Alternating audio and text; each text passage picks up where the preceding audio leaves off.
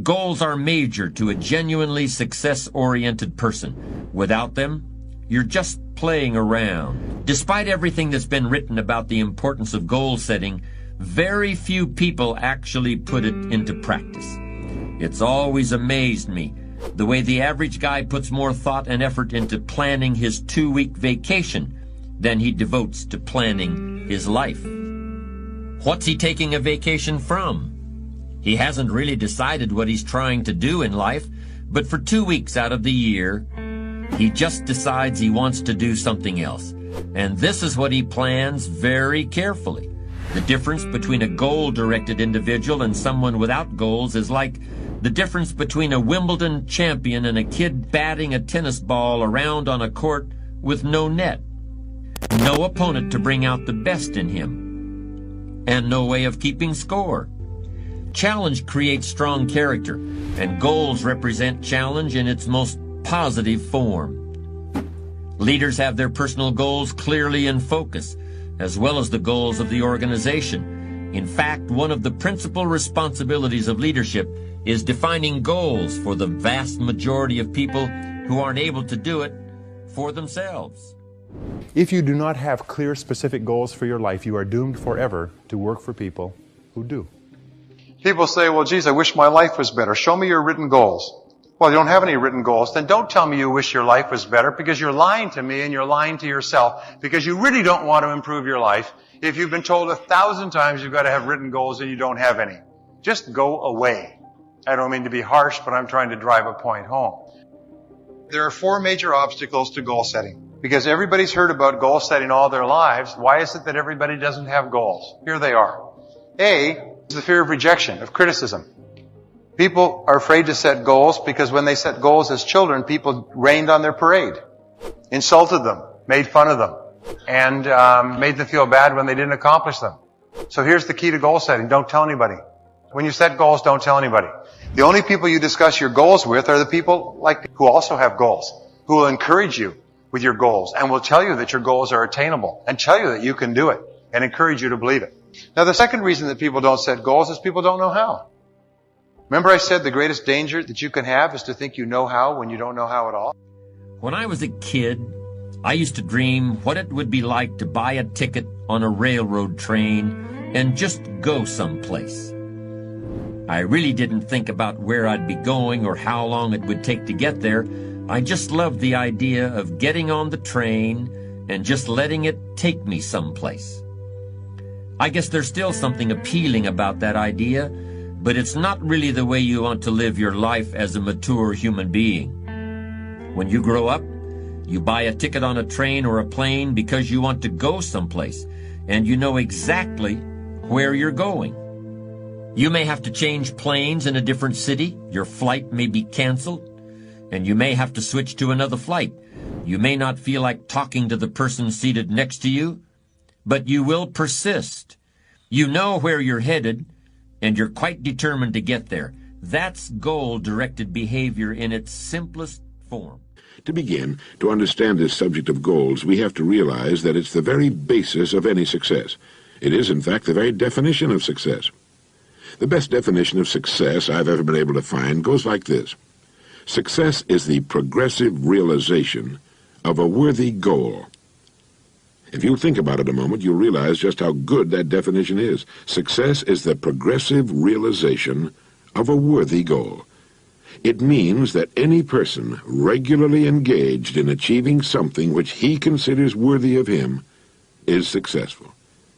At the same time, it also means that any person not so engaged must be defined as not successful, a failure, at least temporarily. Any person with a dream in his mind and heart which he is pursuing as a worthy goal is successful. The uninformed always seem to equate success with lots of money. While money often accompanies success, it has nothing to do with success necessarily unless it happens to be a part of the goal. It's left to each of us to decide for himself what his goal is. With such a simple definition of success, you'd think everyone would be successful. Everyone should be, everyone can be. But it's estimated that only about 5% are. Of all the people you pass on the street, only about 5 out of 100 can tell you what they're working toward. The rest are just drifting along, hoping something good will happen to them, or at least that nothing too bad will, letting circumstances and economic winds blow them this way and that. I like to compare human beings with ships, as Carlyle used to do. It's estimated that about 95% can be compared to ships without rudders. Subject to every shift of wind and tide, they're helplessly adrift. And while they fondly hope that they'll one day drift into a rich and successful port, you and I know that for every narrow harbor entrance, there are 1,000 miles of rocky coastline. The chances against their drifting into port are 1,000 to 1.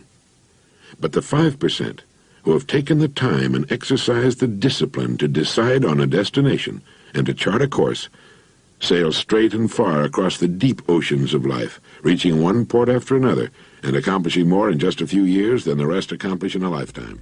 There are short-term goals and long-term goals. Sometimes you're flying across the country, other times you're just walking down to the corner grocery store. Long-term goals are the equivalent of a major journey.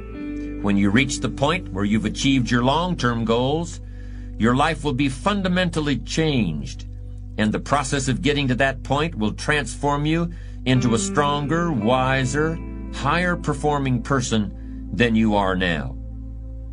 How can you identify your long-term goals? On a sheet of paper or in a notebook, write these 5 headings. Number 1, what do I want to do? Number 2, what do I want to be? Number 3, what do I want to see? Number 4, what do I want to have? And number 5, where do I want to go? Now, under each of these categories, write down several possible long-term goals. Be very relaxed about this. Just allow your mind to flow and come up with 3 to 6 ideas for each category. Don't worry about a lot of details at this point, and don't spend too much time describing a particular goal.